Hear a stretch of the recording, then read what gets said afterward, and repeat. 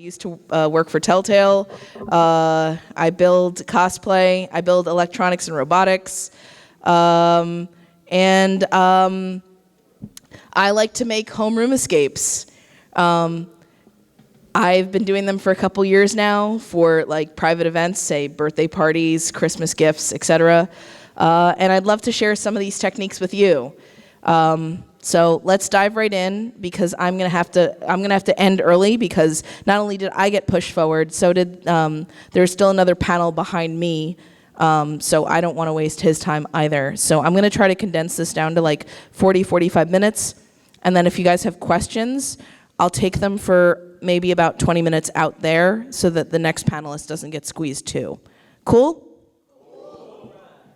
All right. Also, I want to say thank you, because it's like 11 o'clock on a Saturday night and you're here learning about room escapes instead of concerts. So thank you very much. So this is what we're going to cover. We're going to cover what room escapes are. I'm sure most of you know, but for the family, friends, children in the audience who are not as familiar, we'll go over a little bit about what room escapes are and their history, and some terminology that I'm going to be using a lot during this panel so that I don't have to keep repeating myself. Then we're going to be covering how you adjust that room escape experience for the home use. So some ways to scale down or scale sideways to still provide that sort of experience that you're looking for in a room escape, even though that you're in somebody's house and you're probably not locked in like Dracula's dungeon or whatever. We're going to be talking about some common codes and ciphers. Because you're building a room escape at home, you're probably mostly dealing with paper props rather than elaborate traps that you'll find in a commercial room escape. So a good way to supplement those is with codes and ciphers. We'll then be talking about some cool physical puzzles that you can build inexpensively on the cheap or with minimal materials, as well as a way to utilize some materials you already have in your home for a room escape experience. Lastly, because it's a lot harder to hide things in your home to prevent sequence breaking, which is a term I'm going to explain later, I'm going to tell you how to hide stuff in your house or in the whatever location that you're doing this private room escape in, so that things can be found in the correct order and people don't jump puzzles. After that, rather than taking questions here, I'll take them outside so that the next panelist can set up. Cool? Woo! All right, so room escapes in common terms. There we go. What is a room escape? For any of you who have played some visual novels, Danganronpa Room Escape Elements 999 and the Zero Escape series, which is one of my favorites, are all room escapes. But room escapes actually started as a bunch of flash games, mostly from Japan. I've played a number of them. I'm sure a lot of you are hearing some like either groaning or happiness. I'm not sure. I mean, it's almost midnight. But that's where room escapes really started. They were a bunch of flash games. The puzzles were fairly arbitrary. It was codes and ciphers and a lot of color matching puzzles. And you had to get yourself out. The first ones that started having story, unfortunately, I can't remember the name in English. But when you escaped the first room, which looked fairly normal, surprise, you were actually in space. And they were actually a series of them. They were free and online. You can still find them, where you're escaping out of this this generation ship. And not only do you have to escape, but you have to escape with like DNA of the last of the human race. So they didn't start with a story, but they slowly accrued one. This sort of mimics how we see room escapes today. The earliest forms of room escapes we see as interactive puzzle rooms were simply, you're locked in a room, get out. But as you may notice, there's sort of waves of room escapes, new wave, second wave, third wave. If you've played a more recent room escape, a lot of them aren't necessarily getting out of the room so much as finding secrets or doing something thematic in the room. In fact, in the most recent one that I got to try, I live in Philadelphia, there was a room escape called Mind Escape. They didn't lock you in the room at all. You could walk in and out as you pleased and you didn't forfeit the room. Your goal was not to escape, but to find something in the room and bring it out with you. So it was a really cool experience. It also included no text. There was not a single Cipher puzzle that required any text whatsoever, because the creator of the room escape did not speak English. So the entirety of the room, there was actually a puzzle that relied on smell. Yep. Yeah, so I don't know if you noticed this, but there is a cane to my right. I am legally blind.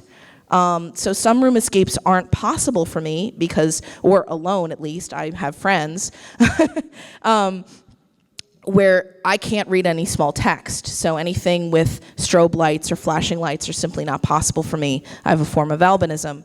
But this room, because it had no text in it, I always ask when I go to a room escape, may I use my screen reader? The guy said, you won't need it. That was really cool. And that's something that you can do in your own homeroom escapes, is that, let's say your friend is colorblind and you're building this puzzle for them. Don't include color puzzles. There's lots of other things you can do. You have a friend who's deaf or a friend who's blind. There's lots of really interesting, neat puzzles that you can build to build around somebody's varying abilities. If you're building a room escape for a children's game, you can obviously scale puzzles down to be of the appropriate level. Obviously, with commercial room escapes, you know what you're getting into before you get into them, but a home one, you can design for that person in mind. You can also work on theming. This was actually for a part of a Danganronpa themed one that I worked on. So messages were left behind by the students. And there was also a segment, which I'll talk about later when we talk about some alternative puzzles you could do, where they actually had to play a Batsu game against Monokuma, who was actually being played by a real actor not present at the event. They were doing it virtually. And it really scared the participants because they did not realize that an actual human being was on the other end of the line.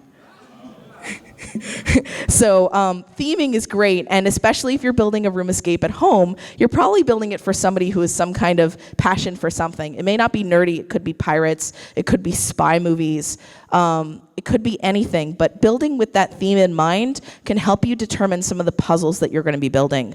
You'll also notice that in real live room escapes, that earlier room escapes were just, hey, escape from this room. But more and more recent ones stick very strongly to their theme, and not only the theming is part of the room itself, but the puzzles that are in it. You'll notice there was a room escape I did involving time travel, where you physically had to send things forward and back in time. If you sent it backwards through the chute, if you'd like, say, a broken wrench, you'd get a fixed wrench because it was, working 100 years ago on the other end of the chute. You'd send a seed forward in time and you'd get a plant out the other side. Really cool stuff. And the way that was simply done was a set of magnets, so it locked and knew what was being put in it, and depending on which direction you sent it in the chute, it would send the appropriate thing back out the other side. There's two terms I'm going to talk about because I'm going to be using them a lot in the rest of this talk. I've already used one of them, and that's called sequence breaking. Sequence breaking is when somebody, you might have heard of this term if you're in the escape room community. This is when somebody jumps forward a number of puzzles or another of elements. You know how there's that hidden pipe in World 1-1 that lets you skip a whole bunch of stuff in Super Mario Brothers? That's sequence breaking. In that case, that was intended. That's part of the game that was designed in. But you can have unintentional sequence breaking in room escapes if somebody finds something that they shouldn't know about yet, and that causes them to miss a few of your puzzles. There's a couple of ways to work around it, and we'll talk about that as we go through, but I just want you to keep that in mind, that that's a real issue, especially with home room escapes, where people are free to roam around your house, and you're not necessarily able to lock them out of certain areas for whatever reason. For example, maybe you have a clue hidden in the master bedroom, but that master bedroom doesn't have a key to lock it.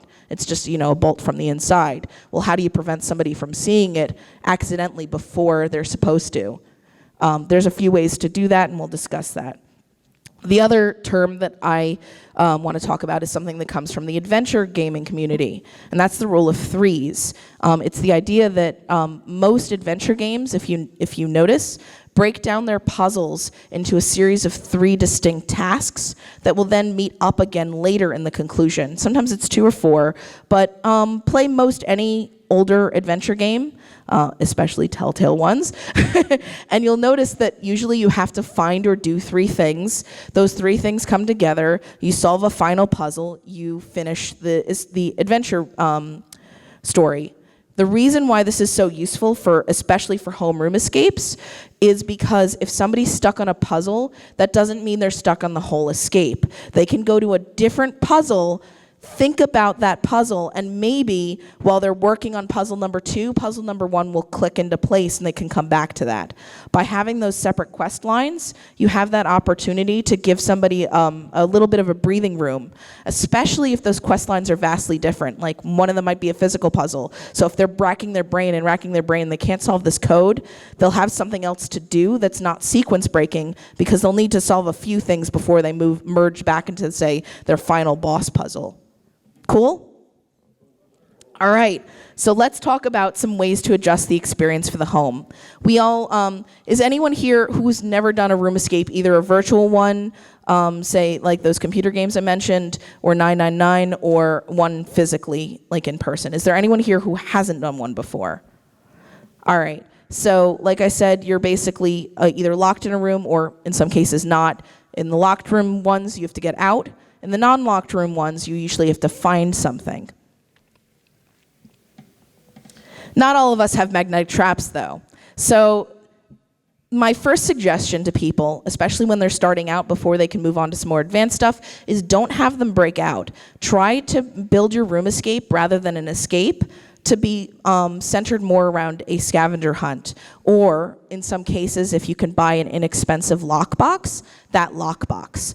This is for an Artemis Fowl one I did for a friend's Christmas gift. You can read the rules here, or you can bug me later. I'm happy to send out the slides so you can take a closer look at some of the props I built for this one. But rather than trying to escape, nothing was locked.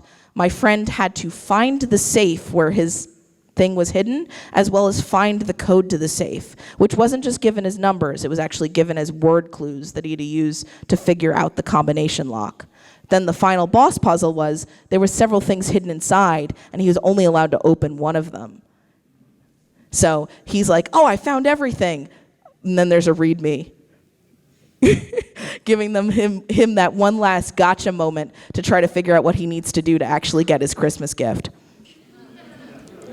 Surprise, it was a signed copy of Artemis Fowl, and I happened to be able to get 2 of them signed. One of them was for me, so no matter which box he opened, they both looked like they were about to explode, like they were covered in like cheap wire, so they looked like bombs about to go off. No matter which one he opened, he got his gift.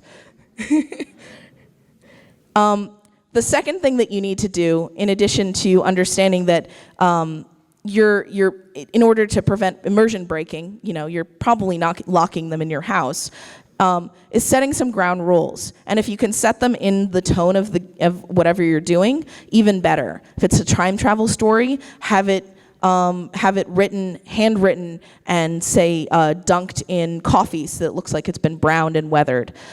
If it's from a spaceship, you can have it texted to them. If it's say a spy one, same deal, have it texted, or have it on an audio recording that they say will blow up when the recording is completed. Adding that little bit of extra oomph really helps set the scene. In this case, I let my friend know that hey, if a door is closed, do not open it unless instructed to do so, because basically the fairies will come after you. I also let him know that not everything might be inside the house, but it's all on the property. Surprise, there was something hidden in the mailbox, but until he was instructed to open the mailbox and found the key, he didn't know to go there. He actually kept on saying, oh, there's got to be something in the backyard. There's got to be something in the backyard. There was nothing in the backyard. But by setting these ground rules, gives the players a little bit more immersion, but also lets them know what is and isn't part of the puzzle. There's nothing in the bathroom, guys. Don't go looking in there. But this also lets them know where there might or might not be keys. So I also marked, when he actually done something successfully, things were marked with gold or green ribbon. Now they might have been hidden inside something else. They weren't visibly found, but he knew he was on the right track when he found something marked with one of those ribbon colors.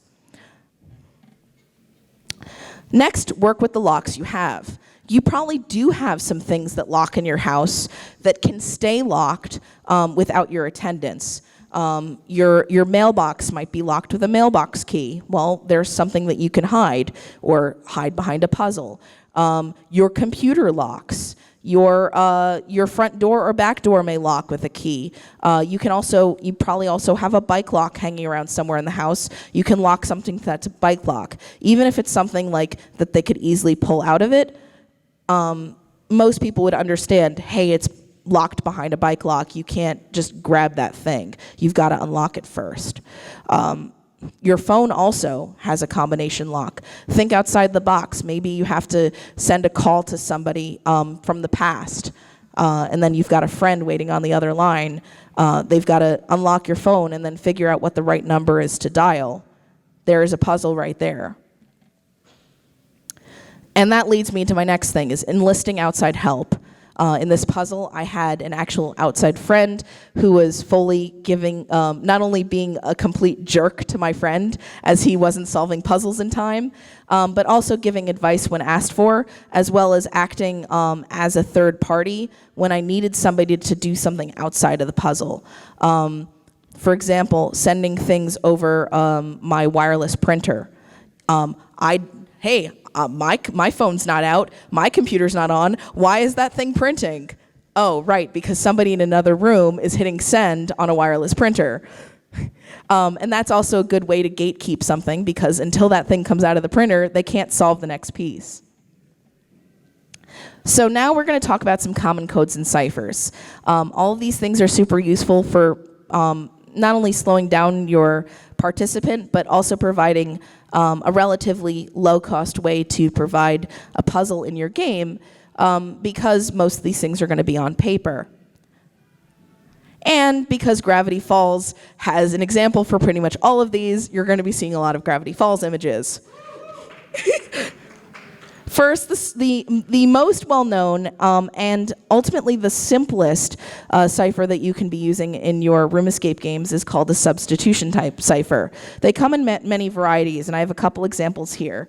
@bash, A1226, and Pigpen are common ones, though there's a lot of them.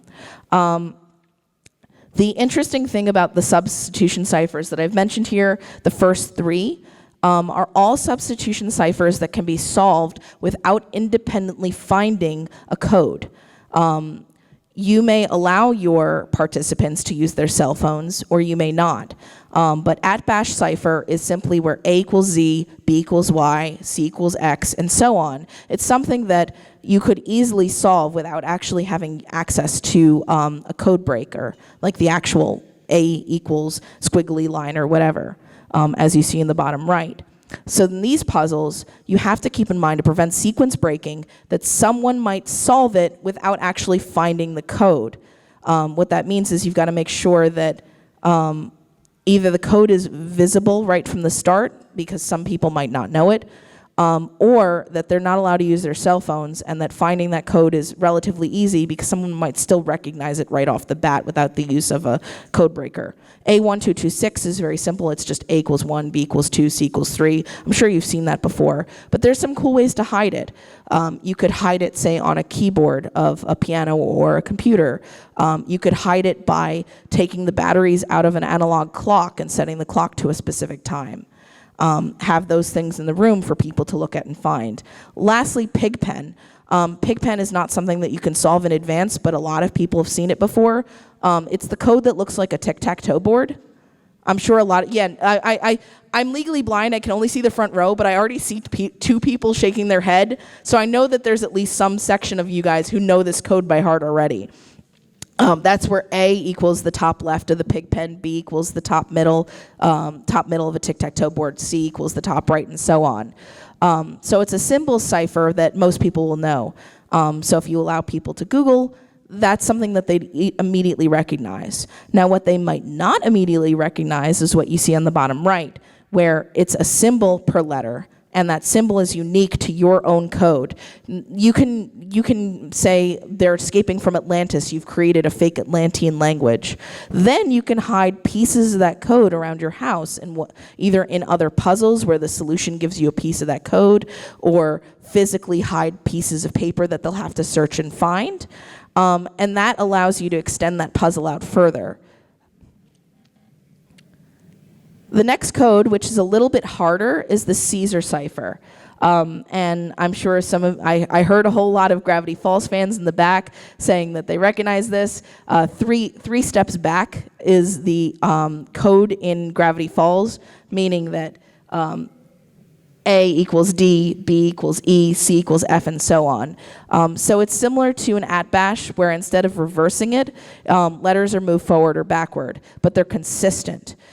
This is about as hard as I would suggest you go with ciphers if you're working with a mixed group of people who may solve or not solve puzzles. Because the next cipher is a version of a Caesar cipher that is very hard. I would only recommend it if people have access to cell phones, because there are code crackers that will crack this next one. And this is, I can never pronounce this, and I apologize because it's a French word, and I'm legally blind, and a lot of letters move together for me, but it's Vignere. And this is a Caesar cipher where every letter is its own code. You have to build yourself a cracker to do this. Now, a lot of cell phones have this built in. It's actually a very easy code for computers to crack. So if you're allowing people to use their cell phones and you want something a little trickier, where it looks like a Caesar cipher, but they try to shift the letters forward or back and can't, this is a great alternative cipher to use. But if you're taking away people's cell phones or telling people they can't research stuff, absolutely do not go in this direction, because this is basically unsolvable without, some basic algebra.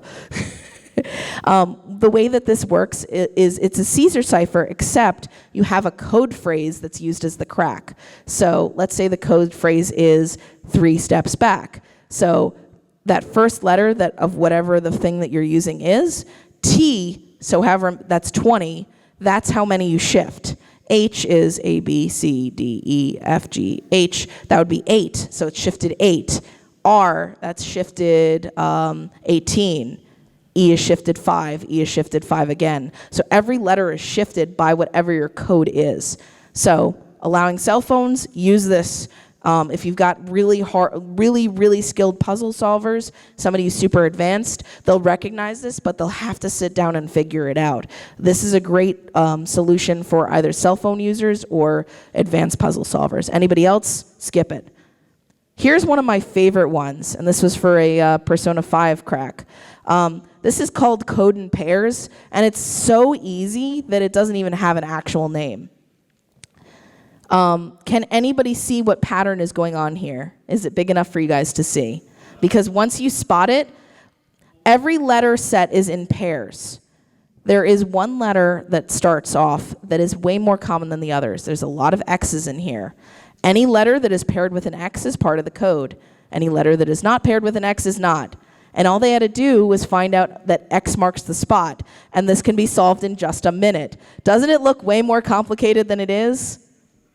You can use any alternative letter as the code breaker letter here, and nothing else has changed. But you add enough junk in there, and suddenly this looks like a super hard puzzle when it will literally take you a minute to solve once you find that that's the solution. So the puzzle itself isn't this. You receive this gibberish super early on in your puzzle solving. You're like, what is this? But you'll find that code crack later, and you'll be solving this in minutes. I would like to take a moment to put a cautionary word out on real life codes. This is things like Braille. This is things like semaphore, or this is stuff like a big one is Morse code. Thank you. That was the word I was looking for. It's almost midnight. Some people know these by heart already. Myself, for example, I can read Braille. I'm blind. I was in a room escape recently that used Braille as one of their major puzzles. I didn't need a code crack in order to solve that puzzle.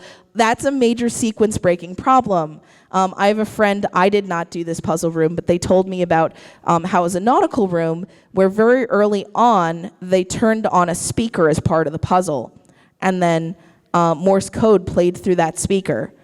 And the rest of the room escape was supposed to be finding individual pieces, like I said before with that, with the substitution cipher, finding individual pieces that told you this line and dash, this dots and dash meant this letter, et cetera, et cetera. Except that he's a Navy vet, so the minute that he heard it, he knew exactly the combination to exit, and he finished in 15 minutes.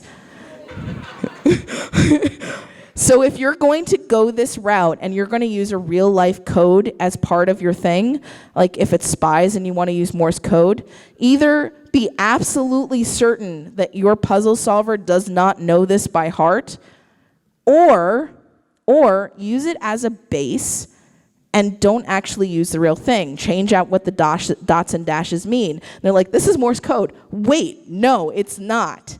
It's not Morse code, and they'll have to find the pieces in order to solve it. As far as that Braille puzzle went, I started reading it, and it was absolute gibberish. It was Braille-like. It was done on a Braille typewriter, but it was not the Braille that you see here or the Type 2 Braille that's used for actual books. They'd created a made-up language using the Braille system, and it completely threw me off. And that was great, because we actually had to find the paper that told us what these dots really meant. And that prevented me from sequence breaking that puzzle. That was awesome. So we're going to talk about some additional puzzle types that you can build fairly easily at home that either don't require any extra money or very minimal monetary investment. And I'm going to keep an eye on the time. All right, I got 15 minutes. Cool. So first and foremost, this is one of my favorites. I'm sure some of you guys have seen this before. I've seen it called red eye puzzles. I've seen these called like scarlet sunglass puzzles. I've seen lots of terms for these. But what they are is where you're hiding something, either an image or text or whatever, overlaid with red. Now, for people who are colorblind, I believe that these are still solvable because the red cellophane that you'd use, that you'd have to find somewhere in the house, first and foremost, of course, would take away the red and you just see the black text underneath. But don't quote me on this, I'm not colorblind. So this is something you'd need to check out in advance if you or your participant is. But it has the added bonus of creating really amazing pictures of people wearing really stupid glasses trying to solve puzzles. If you've got a bunch of kids, this is a great way. They've got to find their mystical glasses. In this case, these were a pair of fairy goggles that were that he had to find among like a massive box of just random fairy technology. Oh, what are the like? It all looked like junk until he's like, wait, I need something with red cellophane. Oh, those glasses that I saw earlier. And then, of course, they're going to be staring at a puzzle and looking really stupid. It's fantastic. QR code builders. I'd recommend this for more older audiences. This was actually for a Guardians of the Galaxy room escape. And that in and of itself should give you some of the idea of how to solve this. Does anybody notice what this actually is? It's two songs from Guardians of the Galaxy interlaced together. If you colored one color and colored one the other, you'd come out with a QR code, which would lead you to a website that led you to the next part of the puzzle. These are very simple to make. They look like word crosses, but they aren't. And the minute that somebody realizes that these are two, I've also seen this done for an Alice in Wonderland room escape where it was two passages from Alice in Wonderland laced together. You highlighted the different puzzles in different colors, and suddenly a QR code would appear. You could then snap that with your phone. By the way, you can make QR codes easily online. You just type in the website that you want it to send to, and it will spit out the QR code. And you can then overlay, say, a piece of graph paper over that to write your puzzle, or do it virtually on the computer. I'm sure you guys have all seen puzzle pieces. Ways to make this easier or harder is obviously to scale the number of pieces you need to find up or down.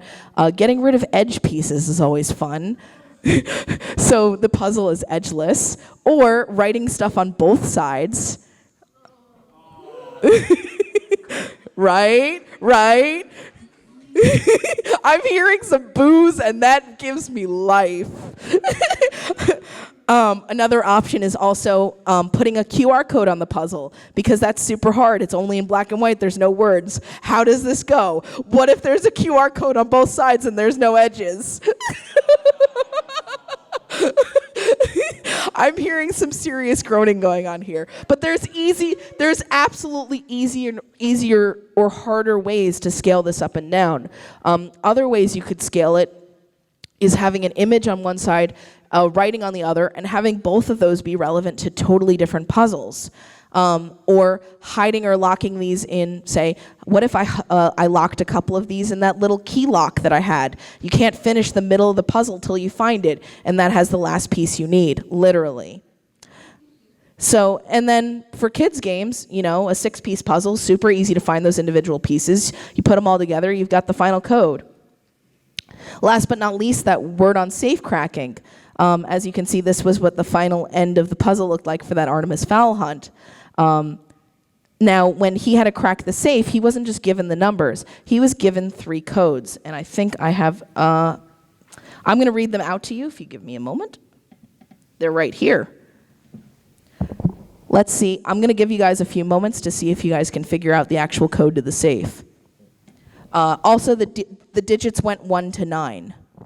So the first code, when he finally got one piece, it didn't give him a first digit of the code. It told him the largest safe number is even. The second one is the safe combination has no duplicate numbers. And finally, the numbers add to 10 and are ordered from smallest to largest.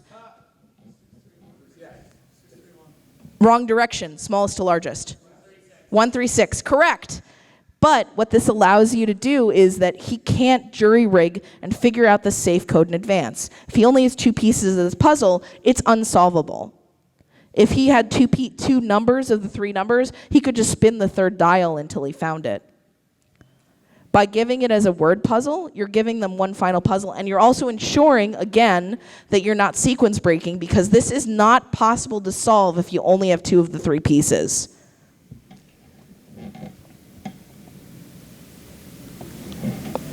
So, no, I got this. It's short. Ways to hide stuff.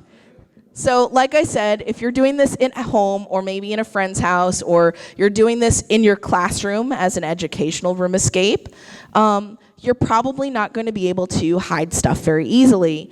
Like I said before, when you have that intro letter, letting people know that if a door is closed, you can't look in it unless you're told otherwise, and keeping people on the honor system. People will actually want to be on the honor system in this case, because they're trying to solve puzzles. They're here because they're at your room escape because they want to solve your room escape.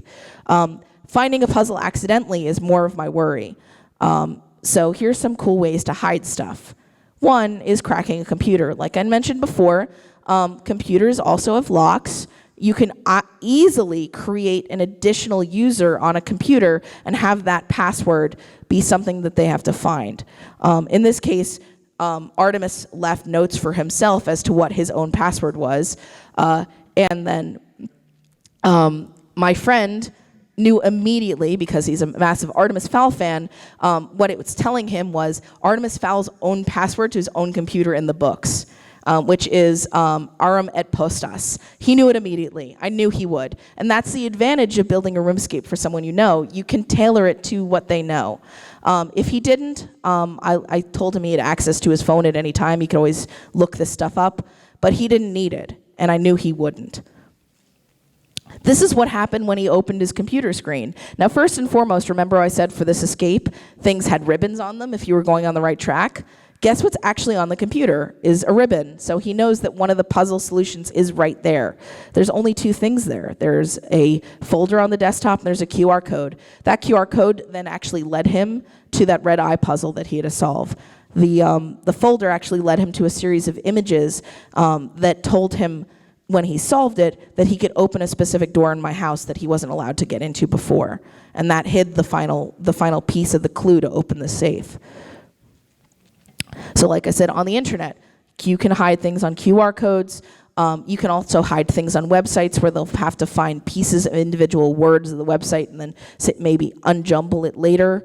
Going back to Gravity Falls, in the Gravity Falls comic book, there's actually a mini room escape in there where if you solve it, it gives you a website address to give you some additional comics. Surprise, there's actually a whole extra chapter hidden online.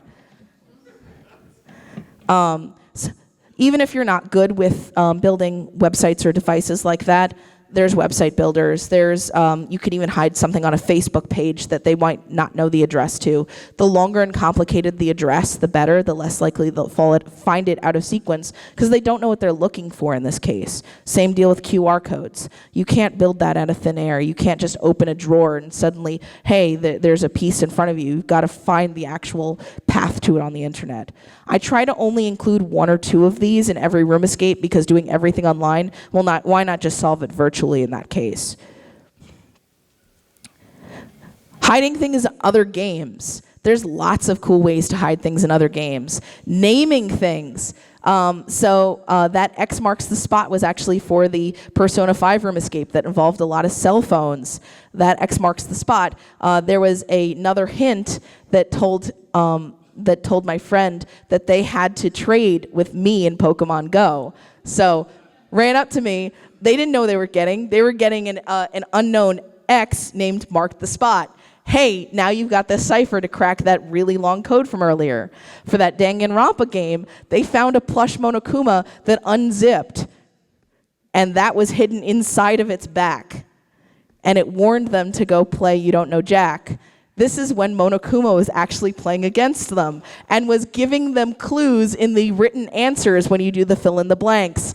I was playing with them and I showed them my name, and they were all looking at me like, where's the other person in the room? Where's the other person in the room? It's Monokuma. What is Monokuma doing playing You Don't Know Jack?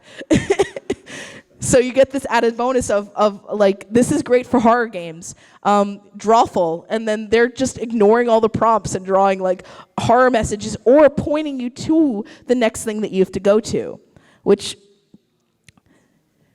invisible ink is another great way to hide things, because nobody knows that you're going to be looking for something that you can't see in the daylight. If you're doing a time travel puzzle, let me give you a little hint. You might already have an invisible ink, not only writer, but reader on your person. If any of you have the 10th Doctor's screwdriver, the pen side of it is an invisible ink pen, and the light side of it, as you can see here, is actually the reader. You can also buy invisible ink pens for really, really cheaply, but for this time travel room escape, through a series of puzzles, this person actually was told to use the 10th Doctor screwdriver to solve the next puzzle. Right? And how they got to that was that the TARDIS was hidden in the fridge and they had to bash it open with a hammer. No, like, even if they opened the fridge early, which they did to grab a drink, like, there's just a TARDIS chocolate sitting in the fridge. What does this have to do with anything? This totally doesn't, until they're told, go break open the TARDIS. Now, not only do they have their next clue, which was literally put in chocolate, but they have chocolate to eat while they're solving more puzzles. Win-win, right? The only thing I have to say about hiding stuff in food, cakes are great because they're soft. You might accidentally cut through your puzzle, but then, hey, they've got to put the 2 pieces back together. I always put it in foil first. I also stuff it in marshmallows if I'm putting it in a giant block of chocolate like this, because it's a little bit easier to break. One quick hammer smash and the whole thing separates, because the marshmallows will break apart a lot more easily. So if you're building something solid chocolate, make it mostly marshmallows and chocolate coated. Wrap your thing in tin foil so that it doesn't get any damage to it, and also doesn't get any chocolate seeping in. Putting things in cakes is great, especially if you're doing something Mardi Gras related, because that's actually a tradition, is hiding something in a cake. There's always ways to hide things in food. Hiding things in a candy bar and then wrapping it back up again. Oh, you've got candy bars on your kitchen counter. They're totally not part of a puzzle, right? And I think I'm running out of time. It is 11:43. I was rushing a little bit at the end. So I'm going to call it here. If you guys have any questions for me, I'm going to close up, and then we can talk outside. And thank you so much for your patience.